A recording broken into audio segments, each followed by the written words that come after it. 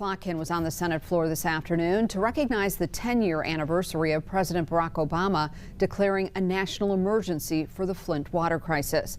Senator Slotkin says a decade later, the people in Flint are still looking for accountability.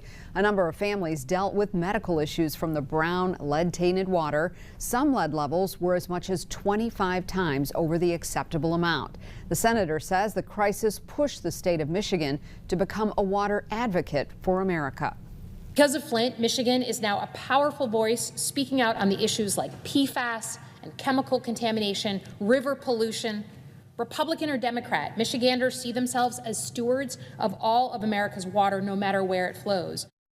However, the people in Flint are still dealing with the fallout. Many families are living with chronic illnesses from drinking that contaminated water, and they haven't seen much in the way of accountability. A lawsuit against the Environmental Protection Agency may be heard in court this year. Pretrial hearings have already started for 3 children impacted during the water crisis.